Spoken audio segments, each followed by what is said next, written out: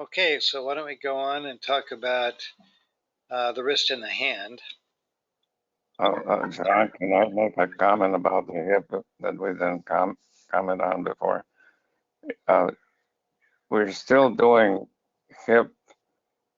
Let's go on to the wrist here. Okay, so we'll talk about some technical aspects. We'll talk about bone disease, ligaments, tendons, and inflammation. And then maybe later there go into masses. So I think it's really essential that you use a dedicated wrist coil, except for, field strength is a little bit complicated here. There are actually some areas that I prefer lower field strength to higher field strength. If you're looking at bone detail, you can do 3D gradient echo images at low field and get actually very good quality images. I'll show some of those. Whereas at higher field, when you do that, you get a lot of susceptibility artifact within the bone and you can't see the trabecular bone very well. So there are, except for that, everything else is better at high field. I think it's important that you use a dedicated wrist coil. I don't like doing imaging very well on open 0.3 Teslas, but if they have a proper coil and they have good 3D gradient echo techniques, you can get good images for erosive disease. 1 Tesla is a very difficult field strength I find to do wrist imaging. I really prefer 1.5 or 3 when you get to higher fields. You should put the position in the wrist in the pronated position, not the supinated position, and I'll explain why in a little bit. You have to use a small field of view. You can't really use a high field of view. Spatial resolution is critically important in looking at the structures in the hand and wrist. You really need all 3 planes, and they need to be proper planes. So you really have to teach the techs how to select the appropriate planes. I like at least 1 coronal sequence to have a slice thickness of 1 millimeters or less, preferably at high field, like 3 Tesla, to do a 3D acquisition techniques, and at low field, a 3D gradient echo tap technique. So there are a number of wrist coils that require positioning the wrist in the supine position. Personally, I think they should all be thrown away because, as we'll see, this causes some significant problems in evaluating the wrist. You really need to do it in the pronated position. And this is the reason why. With the wrist, the fixed bone in the wrist is the ulna, and the radius rotates around it. In the supinated position, this is the position of the ulna and the radius. In the pronated position, this is the position. Now, the way most of the techs and the imaging equipments are designed is that they actually display the images based upon the radius, the position of the radius, which actually is crazy since the radius is really the structure that rotates around the ulna. But if you're pronated, what you have is that the coronal axis of the distal radius is parallel to the coronal axis of the ulna, so that you have the ulnar styloid medially and the radial styloid laterally. In your supinated position, you have the ulnar styloid dorsally and the radial styloid medially. So what happens is you kink the triangular fibrocartilage, producing a lot of partial volume artifact in the region of the triangular fibrocartilage, which makes it difficult to evaluate the triangular fibrocartilage. So I really strongly recommend that all wrist imaging be done in the pronated position, unless for some reason you want to do pronated and supinated images to look for motion.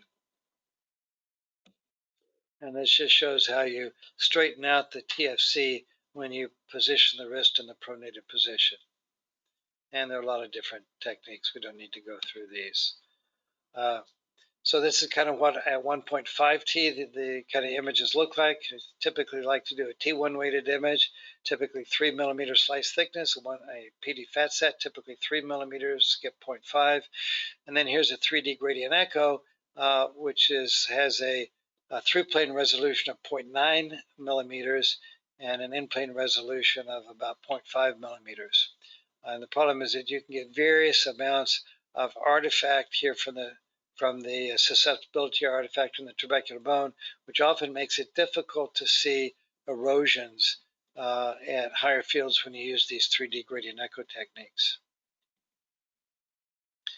And here's a 1 Tesla axial T1 and PD fat set type image. Now, low fields gives a very poor image quality, especially we have to use stir imaging to get fluid-sensitive images. Fortunately, the fluid-sensitive images can give us a lot of information without necessarily being high resolution. The T1 weighted images, we really need reasonable resolution because the contrast we have is really with fat and non-fat, and we kind of lack that with the typical T1 weighted images. But as I'll show you later on, when we go to the 3D gradient echo images at low field, like 0.2 and 0.3, we can actually get reasonable image quality. And this is just showing the coronal images looking at T1, gradient echo, and stir on a 1 Tesla type image. And then this is an example of a 3D gradient echo at 1.5 showing the marked loss of signal that we have due to susceptibility artifact within the trabecular bone. Obviously, the susceptibility artifact depends upon details of the pulse sequence. Though I've tried a lot of pulse sequences, I really have found that there's a lot of variation in the signal intensity within the medullary bone, so I don't like to use gradient echo at 1.5 and 3T. Okay.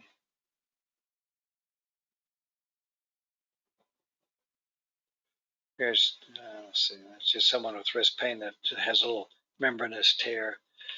Oh, this is, so there was a time when we did a lot of arthrography of the wrist.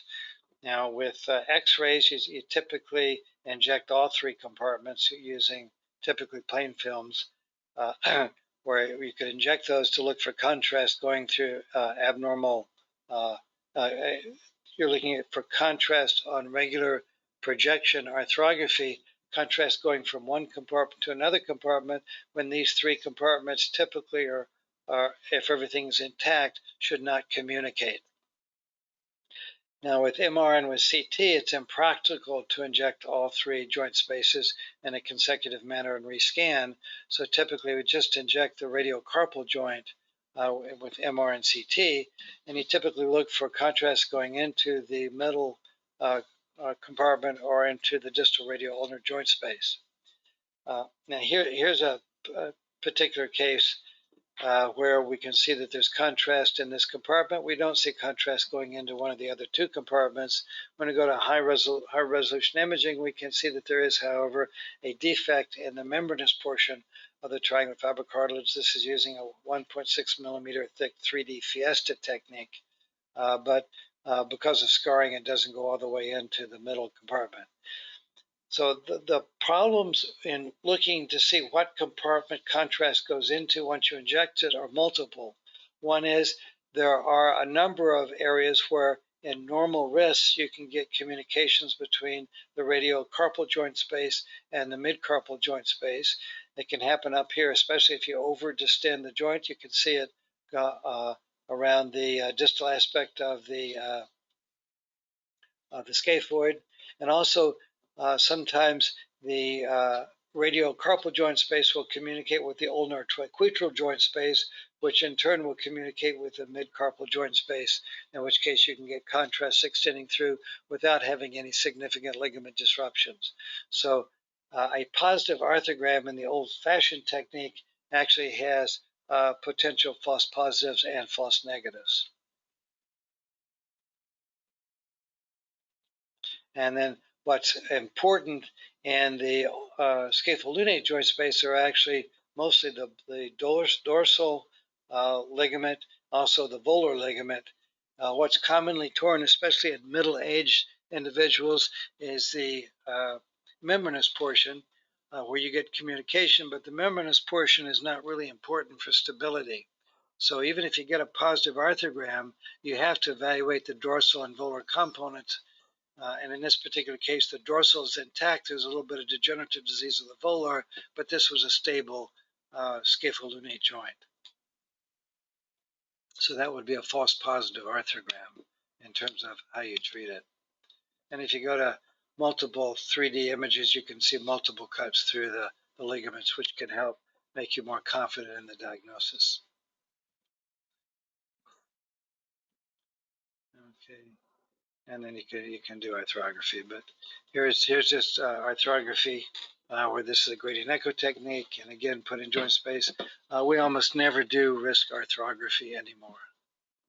Now, if you do overdistend the radiocarpal joint space, you can get extravasation into the bursa here around the distal end of the ulna, and again you can force contrast into the middle compartment by overdistending the radiocarpal joint. So this just shows contrast going into the prestyloid recess and also contrast going into the middle carpal row. And this is a patient who had a stable wrist, no scapholunate or luno-triquetral dislocations. And this just shows where by overdistending the wrist, you can get a false positive arthrogram.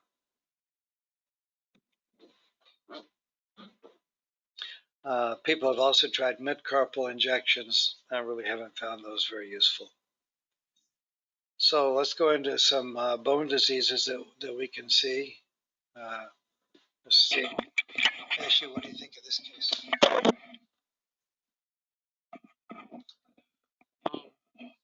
There's like a somewhat abnormal configuration of is that the radio-ulnar joint there distally? I don't know if it's that.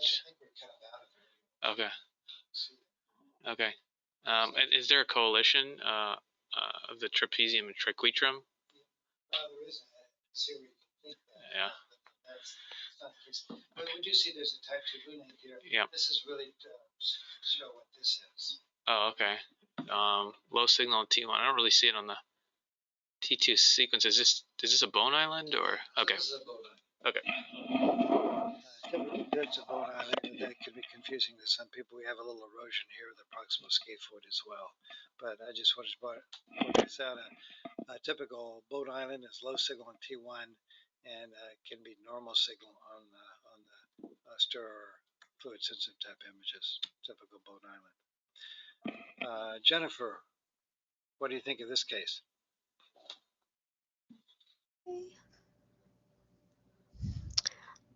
All right, so in this case,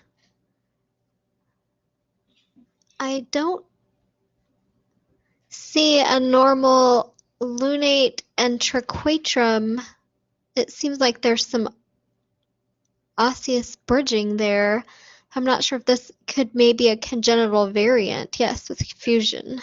So this is probably a fusion between the scaphoid and the lunate and an abnormally enlarged triquetrum.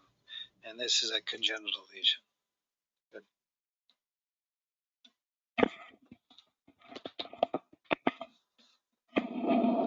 Okay. So on this one, like the other one, we see a markedly enlarged and elongated triquetrum, but on this one, we definitely don't see a lunate, and we see kind of a scaphoid. Like I wonder if the lunate and triquetrum are now fused. Right. So this is a congenital lunate and the triquetrum. And with this, we have a little separation here at the scapholunate articulation, and this was a tear due to the abnormal stresses and strains because of the abnormal coalition here. Good. Okay. And this is another example of the same thing, a congenital fusion between the triquetrum and lunate and a scapholunate ligament tear due to the abnormal forces.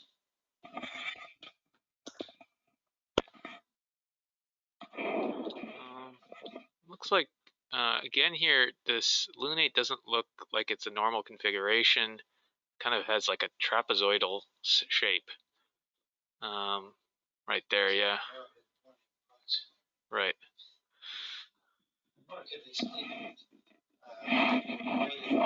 So what is this? Yeah, well, this is called a Madelung Deformity. This is a relatively minor one.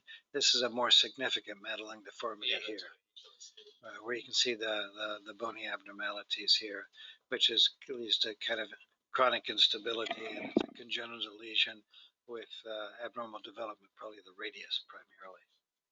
And this is just the CT scan. Here you can see the abnormal shape of the lunate and the underdevelopment of the distal radius, the 3D Madelung deformity.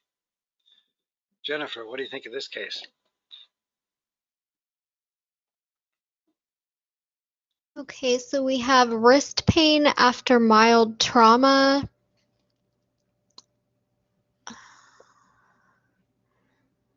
On the sagittal view, it looks like there might be a fracture, but it seems like the margins are corticated. So I'm wondering if this is also a congenital variant, bipartite lunate. Okay. It's a congenital. Yeah, the margins are very smooth. Yeah. There's no evidence of traumatic anything.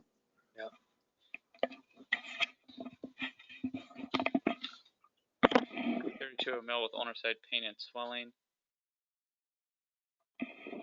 So I see a lot of edema, I guess, on the ulnar side, but it looks in the distal triquetrum as well as throughout the hamate.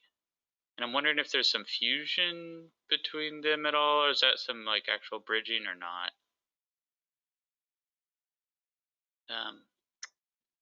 And then that looks Normal sides on the right. yeah. So I'm looking, the hook of the hamate is abnormal. And like, I mean, there's a lot of extra bone there, and is that the... Usually, I think John will agree with me, if you have one abnormality, you'll see more than one. Yeah, I mean, so there's like diffuse cortical irregularity involving all those bones on that side. I'm not sure. Trevors disease. This looks like to put it bluntly, it's a mess. Yeah. Yeah. So this is called Trevors disease. It's dysplasia Ephipysealis Hemimelica, and it can involve really any bones, but typically it just gives a bizarre appearance to the wrist bones. Even a hand surgeon would have a headache. 53-year-old male with right wrist pain for 5 months. Tingling sensation of the right fingers, especially the first, second, and third for 6 months. Carpal tunnel syndrome. Okay. So obviously it's the right side looks abnormal. You could see that the scaphoid is kind of completely, I think it's osteonecrosis, almost like it's collapsed. What about the thumb? The scapholunate interval is widened. What about the thumb? Yeah, the thumb almost looks like a finger. Yeah, that's what I was saying earlier. You have one abnormality, chances are you have another one if you keep looking. Yeah. Yeah, and it looks deformed as well on that side, almost. What's the function like in somebody without a thumb? Their wing is risen there, yeah. It's a lot of, sorry? Klippel-Falls syndrome comes to mind, doesn't it? Yeah. Radial dysplasia. Yeah, this is radial dysplasia, but it's right in the differential with Klippel-Falls syndrome here, where we can see the fusions in the neck, which are typical of Klippel-Falls. What I was trying to get to is when you have a hand without a thumb, it's not a very good hand. It might support things for you, but you cannot grip things with it. Certainly not very well. So radial dysplasia has underdevelopment of structures on the radial side, the thumb side of the hand and upper extremity. And it's funny, it's no pattern of inheritance.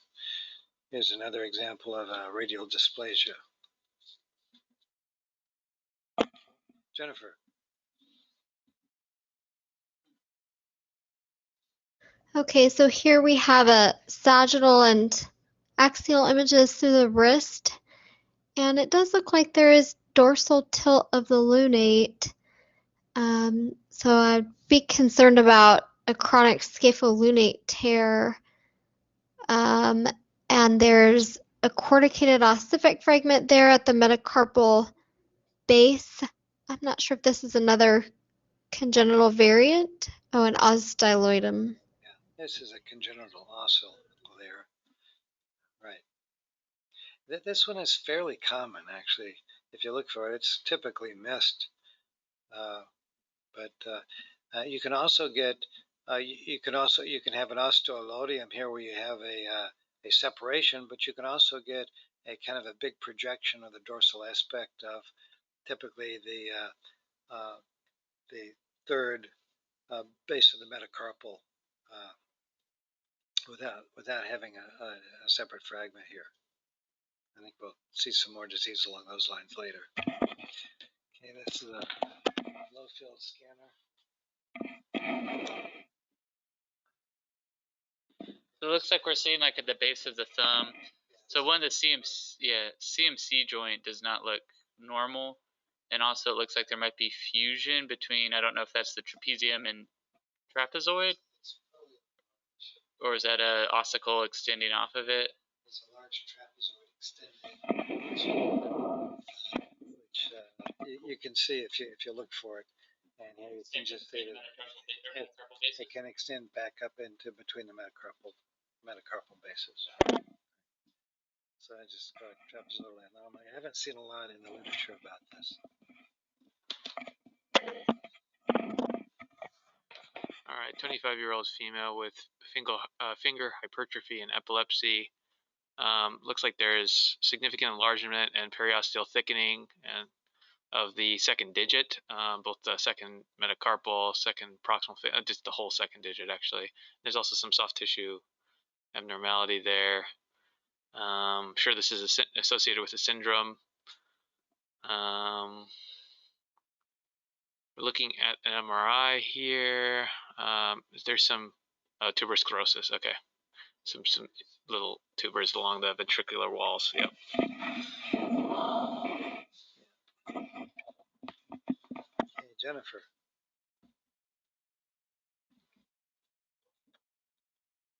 Yeah. Okay, so we have a 4-year-old female.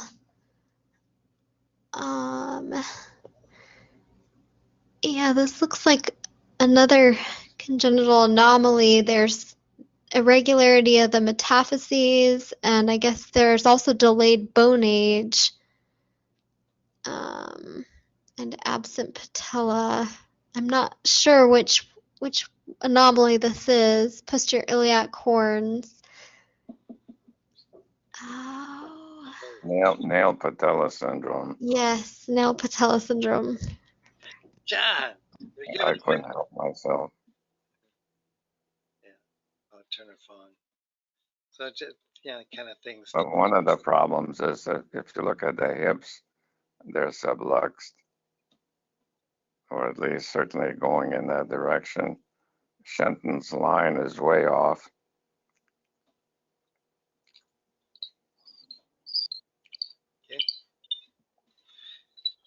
Okay, I should have been treated a long time ago. A 24-year-old male, masked for 1.5 years. So yeah, so there's a marker over there, and the first thing I see is in the. Are we seeing something in like the extensor compartments, or does it have to do with the bones? Like it looks like there's almost looks like a muscle where the just the fourth compartment extensor should be. So I'm wondering if this is like a accessory muscle, like a. Yeah, this is an accessory muscle. It's called the Extensor Digitorum Brevis Manus. Last weekend I went over to the person I bike ride with every Sunday. I went over to his house, and his daughter had gotten an MR scan of her wrist that was called normal at a local institution. And the reason they were concerned is she had a little bit of uncomfortableness on the dorsum of her hand, and they felt that there was a little mass there that was very soft and squishy, but it didn't really feel like a dorsal ganglion cyst, but it was over that. And if you look at the MR scan, this is what she had.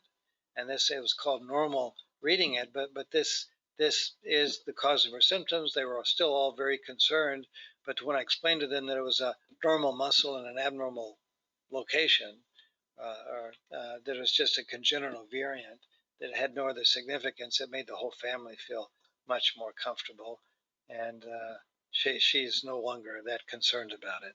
So it's important to be able to pick up these, and we've seen this in basically every joint space, everywhere we've been. I've shown examples of abnormal kind of muscle or normal muscles, but kind of in an abnormal location. We saw them in the distal perineal tendons going into the perineal tendon sheath of the ankle, and everywhere else where if they go in, or even in the shoulder, we saw the same thing in the shoulder. And if you've got muscle going where there should just be tendon, there's usually not enough space in the tendon sheath to handle the muscle, so you can get a lot of symptoms of impingement because of that. But just remember that, because these, as I say, a local musculoskeletal radiologist probably wasn't aware of it and didn't know to look for it. And in that case, I'll show it to you. I have it on my computer. The friend of mine is a radiologist. He wanted me to show it to you guys. There's a marker right over it, so you shouldn't really miss it. But she had an extensive Digitorum Brevis Manus. It's interesting that she also has ulnar neuritis, and she had a what? And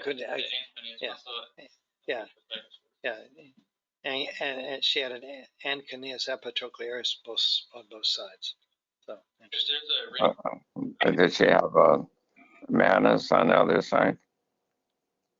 I didn't have an MR scan of the other side, but she had. Oh, she wasn't there. Oh, she was there. I could. The one on the other side, she probably had one on the other side, but it wasn't as easily palpated as the one on this side. Yeah, this is a 3D graphics article from 2008.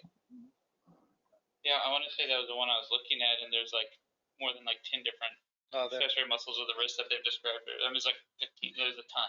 But basically, everywhere you can have it, it's possible to have it. Right. The main thing isn't to remember all these names. Just remember that this can be a cause of symptoms. And by making the correct diagnosis, you can alleviate a lot of concern and potentially even surgery. Okay.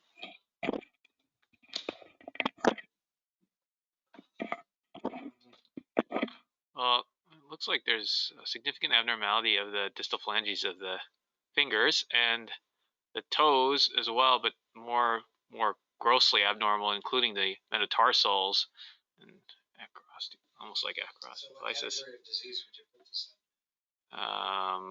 Congenital.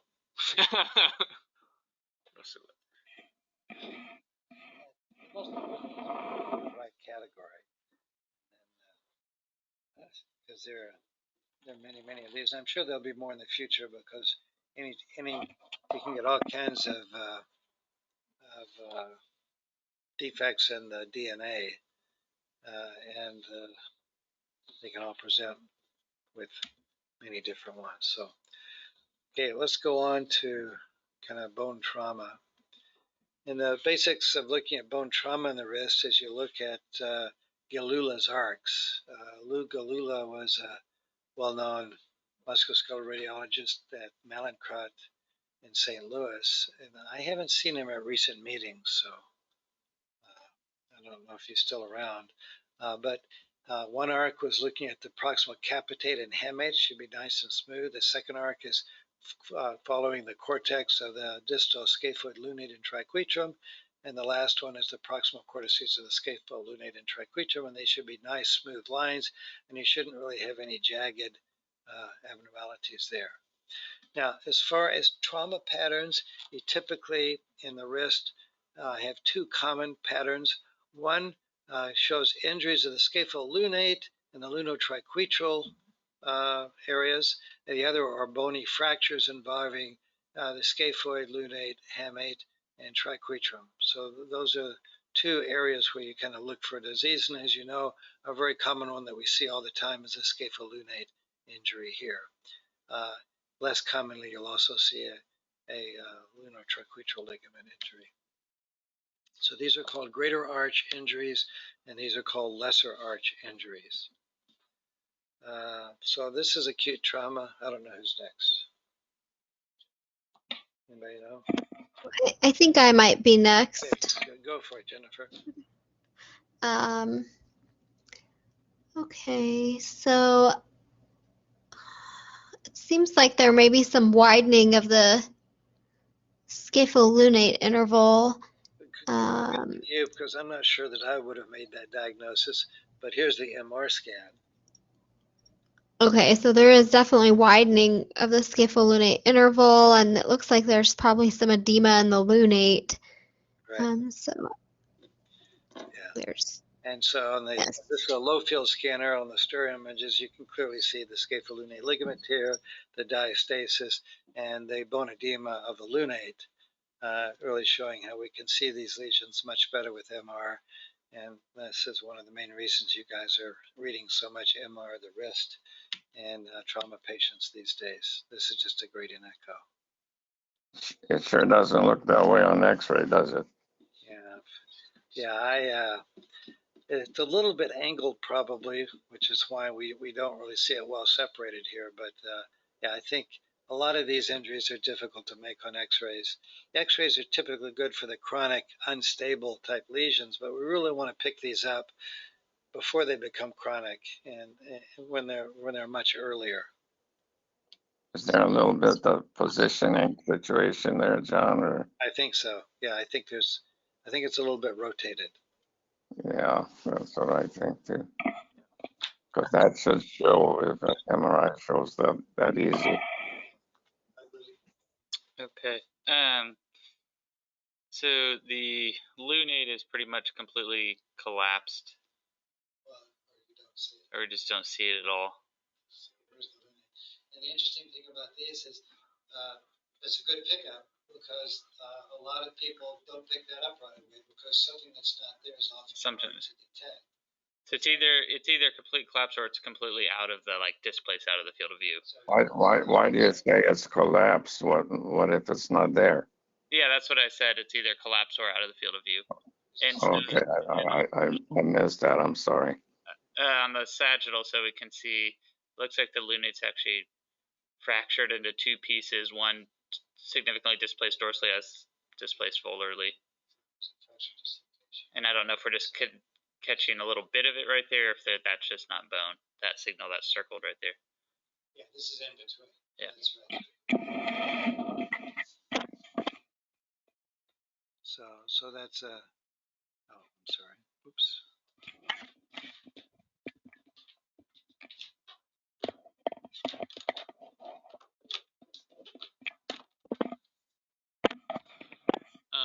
So on the two coronal images, you can see that there's a significant abnormality and loss of normal bone of the lunate. And then on the sagittal image, it looks like it's fractured and displaced. Almost, I guess it could be post-traumatic AVN, but I think it almost looks like it's fractured. I think there's a fragment. Oops.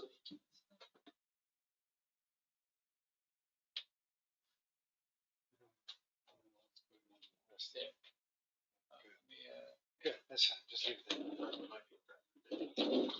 It collapsed. Yeah. So we'll talk about the lunate is a commonly injured bone. It's really the central bone in the wrist, and so trauma to the lunate is extremely common, and generally it's felt that it's commonly associated also with osteonecrosis. But like other areas, I'm going to make the claim that what's been called osteonecrosis in the past with the lunate is almost always just post-traumatic injury to the lunate. Not that makes a huge difference because it doesn't really change the treatment very much, but I think it does point out more to people that the etiology here is really repetitive trauma and generally not due to some mysterious infarct or loss of perfusion to the lunate. So this is kind of a collapse, and this is in the past called post-traumatic AVN. And it probably, at this point, it probably is osteonecrosis because you've got abnormal bone there and it's probably not being perfused properly. But this is really all due to repetitive trauma. And this is commonly seen in the past with people who did a lot of work with their wrists, like pneumatic drillers and people like that. Okay, and here we can see a greater arch injury. Here again, it's primarily the bones that are involved in the injury. And the most common of the greater arch injury is really a scaphoid waist fracture, which we'll talk about. Here we also have injury to the triquetrum as well. And we can see a little fracture here of the proximal pole of the scaphoid, but we're going to talk about scaphoid injury. Maybe we'll do it now. But here's just this is a gradient echo sequence showing those injuries. But we'll talk specifically about the scaphoid, the different zones of the scaphoid and injury patterns of that later. Okay, Michael? Okay, so unless it's just some really abnormal like positioning, it looks like there's a subluxation or dislocation of the distal radial-ulnar joint. So this is radial dislocation. These are also fairly common. If left in this position, you develop kind of a fixed deformity and degenerative disease, which can lead to a lot of functional disability. So, and this is what happens here is you get a locking between the volar aspect of the radius and kind of the notch here between the ulnar styloid and the ulna here, and obviously a dislocation of the ECU in this particular case. So these lesions need to be diagnosed and treated. I think I'll show some chronic examples later where the patients just didn't present to a physician in time to get it corrected.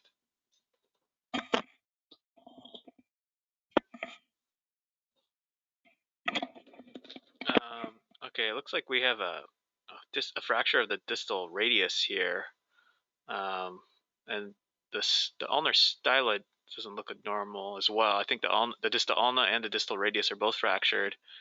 So dislocational fractures of this distal radial-ulnar joint are fairly common, and you just need to describe the fragments. And generally, if it's intra-articular like this, these typically need to be operated on. Okay. Jennifer. Okay, this is 5 months post-motor vehicle accident. There's complete dislocation of the distal ulna volarly. It looks like this may be a chronic dislocation. Yeah, and here we can see the ECU out here. Now, if you want to be technically correct, the stable structure in the distal wrist is actually the ulna. So this would really be distal dislocation of the radius with respect to the ulna. But I don't think people follow that nomenclature all the time. So basically this is you just need to describe it and say the relationship of the two bones together. And here we see a lot of more chronic disease. And again, this was 5 months old, which makes it much more difficult to fix it with normal and have a normal good result in terms of functional result. It could be a fracture of the radius proximally. Possible. You certainly can have that with these fractures depending upon the mechanism of the injury. That's right. Yes, we don't. So we need to have the whole forearm to look at. Right.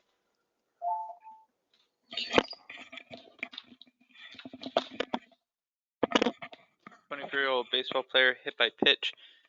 Okay, so there's significant marrow edema in that third metacarpal head. On the T1 image, I don't see definitely like cortical break or fracture lines. I don't know if it's just like acute trabecular bone injury. The flexor and extensor tendons look okay, but there is soft tissue edema surrounding the bone.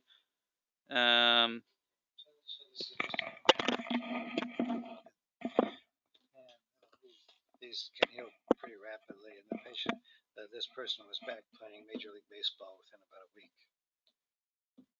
Okay.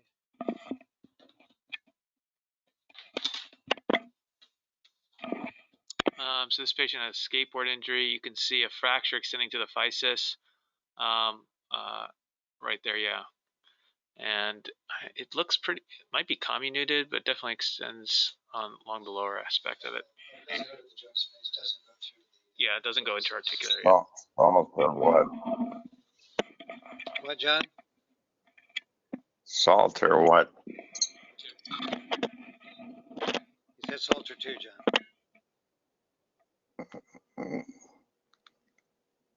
Yeah, that's a Salter too, as far as I can tell.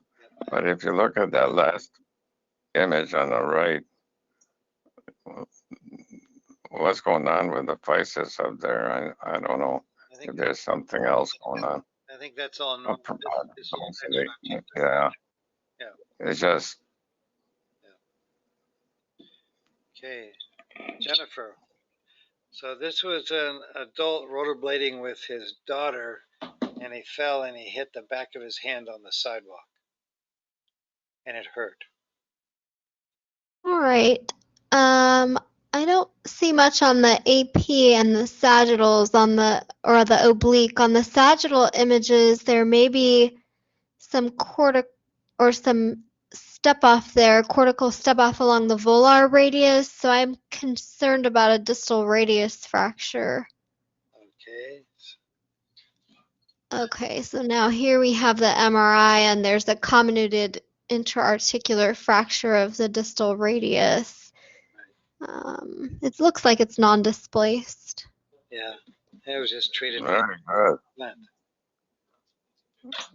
Jennifer, you got good eyes. Yeah, good eyes. I agree.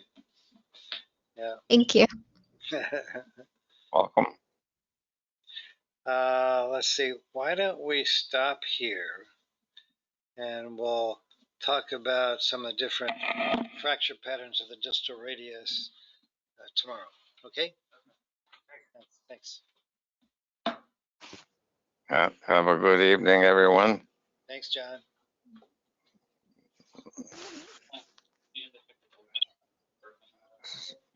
Stay away from that virus.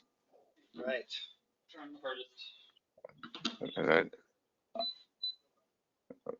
It's kind of interesting how they're trying to wash it away from China. It's almost comical. They're trying to do what? Wash away the cause from China. World Health Organization. My understanding that everybody thinks it came from China. It's just the question is whether it came from a research lab there or not. It came from the lab. It's run by the Chinese army, and then the whole idea is, and the CIA came up with this, pretty close to accurate as far as is known, that this was either an accident or it was an on purpose type of thing. Because this was in December of 19, and the folks that were working with the virus died. So, or they're gone someplace where we're never going to see them. I don't know. And the World Health Organization is run by the Chinese, as far as everybody knows. I don't think they're run by the Chinese, but I guess at this point we don't really know. Well, it depends on who you believe, John. Okay. I guess. Thanks, John. Talk to you later. Take care. Yep.